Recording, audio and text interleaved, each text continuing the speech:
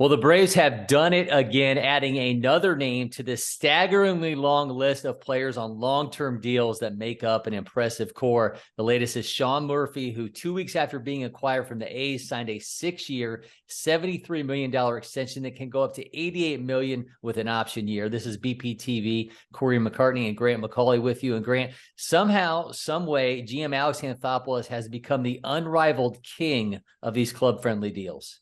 Yeah, not only these club-friendly deals, but when you think about just the construction of a roster and something that all 30 teams would like to have, and that's the continuity of knowing that you can build a team and keep that team together, this is kind of uncharted territory. I mean, it's nothing new to see young players sign extensions, but to see this many young players locked in for as long as they are, to know that a core of a team, a winning team, and a very talented group at that is going to be able to play together for quite some time is something that should be exciting Braves fans, even if this winter has not been the splashiest of all the big free agent signings.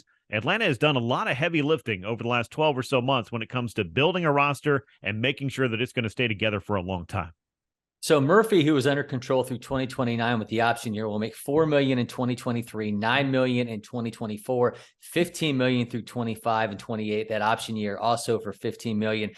The deal locks up one of the best defensive catchers in the game, one who has a Gold Glove to his name. And if you go back to the start of 2020, he leads all players at the position in defensive runs above average, and that's better than JT Realmuto. He's 28 years old.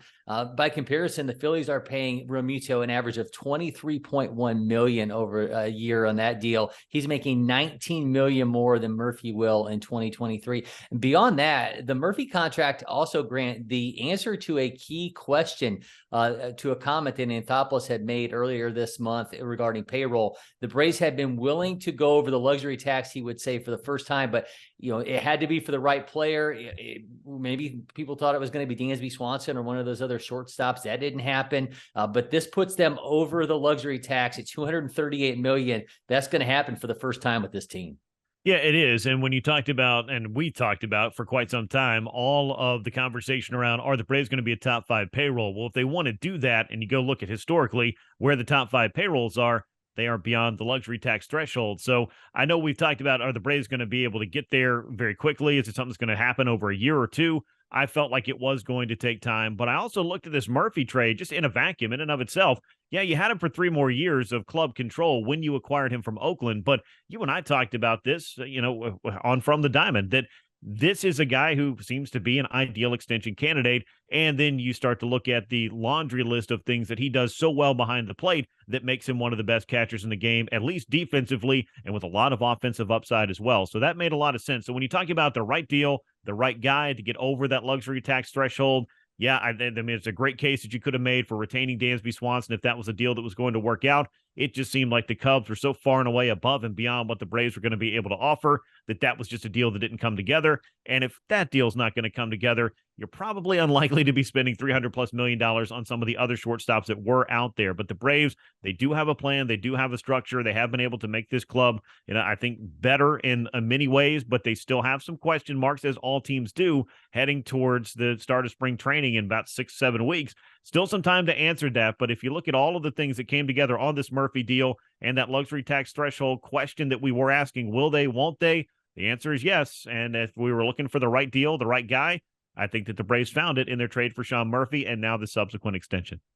Well, the question that comes out every time the Braves agree to one of these deals, Acuna, Albies, Olsen, Riley, on and on and on, is the why. And there's the belief that these players are leaving money on the table. And Grant, I think it's gotten to the point where, as much as we, kind of laud it as being cost certainty for the club, the players have contention certainty. And as Anthopoulos mentioned in discussing the Murphy extension, there's obviously risk involved here. The player could not perform, they could get injured. But I thought he said 2 words that were really interesting in his philosophy: continuity and stability. And I think you go back to the Acuna deal and that 8-year, $100 million extension in 2019, and you can make a straight line through that into the Harris deal, Strider, and now Murphy. And I think there's a real argument to be made that if Acuna and Albies, they were the first ones to do this, If they don't get those done, I don't know that the culture is in place and that you have this opportunity to get all these guys down the line to be on these club-friendly deals. Yeah, I don't know if it set the precedent necessarily, or it was just the first piece of this puzzle. And when you did start to put this together, it's kind of like building that framework around the outside. Then you can start to place some of the other pieces in, and it's a little bit more clear. And obviously, we've got a lot of clarity on what the Braves' plan is and what their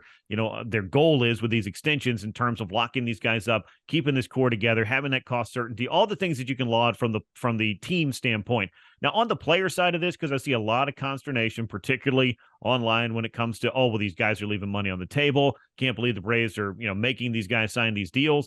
I think that it's important to look at the fact that the first 3 years of your big league tenure, you're basically going to make the league minimum. Then you start to get into arbitration years, which for the vast majority of players, you're going to get little incremental raises. And maybe by the time you get to that 6th year in the big leagues, if you're still with that club or still under arbitration, maybe you start to see that first bump up into that, if you're a star level player, 15 or 20 or maybe more $1 million, depending on how this all goes in the future. But for the purposes of this and to keep it within a half an hour of discussing all of it, this is something where you are able to guarantee these players a good sum of money that, is not necessarily guaranteed over the course of your big league career because of injury, because of inconsistency, performance, a number of other different things. This is, I think, a calculated risk by the club. It's also a calculated risk by the player to go ahead and get that first contract under their belt and give themselves the opportunity to go out and get earn a bigger contract at a later point in their career. Now, some other clubs have come along and said, hey, we love Fernando Tatis Jr., we're the Padres, we're going to pay him $300 million. Well, clearly we found that there's some risk involved with that kind of deal as well. Some teams are going to go above and beyond and go ahead and give that superstar contract to a player that they didn't have to. With the Braves, I think it's more of looking at, all right, this is what the model really looks like. This is what we're prepared to give you. Buy out a couple of those free agent years. That way the club's risk could pay off in a bigger way by the time you have an extra couple of years of that player. So I think in explaining all of that, it's just important to look at that there is risk on both sides of this. In the ideal world, in the best case scenario, yeah, the player could be leaving money on the table, but there is absolutely no guarantee that all of these contracts are going to work out. If they do, that's great. And maybe more clubs will start doing this, but this is, I think, it's a partnership in getting these kinds of deals done. And it is by far and away different in negotiation and everything else than a player getting to a free agent type of negotiation where they are set to make the $300+ million that we've seen several deals be handed out over the course of this winter and subsequent winters before this as well. This is not the same thing as a player going into free agency and leaving money on the table when he signs an extension, when he's already under club control for 4, 5, 6 or so years. It's just a totally different animal, if that makes sense.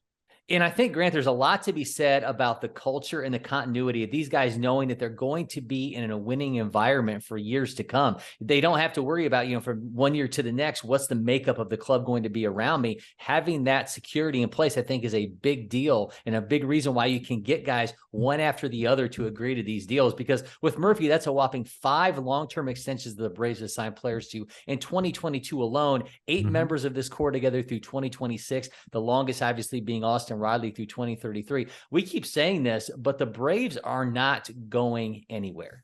No, and they're not. And they're doing it in a different way than some of their division rivals are doing it. I mean, the Phillies have gone out, spent a lot of money. You mentioned JT Realmuto, obviously Bryce Harper. They spent big in free agency on Trey Turner this particular offseason. Then there's the New York Mets that have been doing the spending thing, the likes of which very few, if any, clubs I can ever think of have done, especially in one offseason. And obviously they have moved into a level of payroll that is above and beyond what any club has ever done in the history of baseball.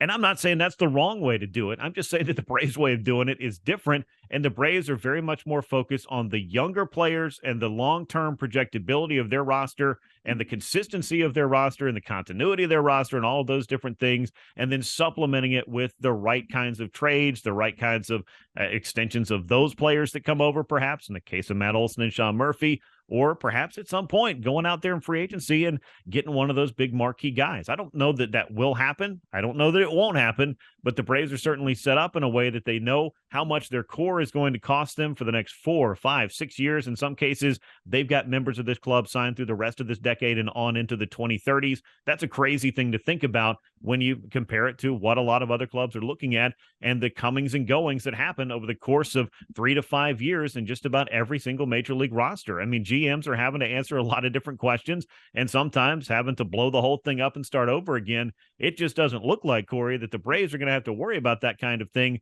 because they have invested in the youth and the talent of this club to keep it around and keep it together for a long time to come. And that's something Alex Anthopoulos talked about in the Sean Murphy press conference earlier in the morning about how, hey, look, we have a job as a baseball operations department to put a quality product on the field. And they have obviously identified a strategy that leads them to believe they're going to be able to do this on an annual basis.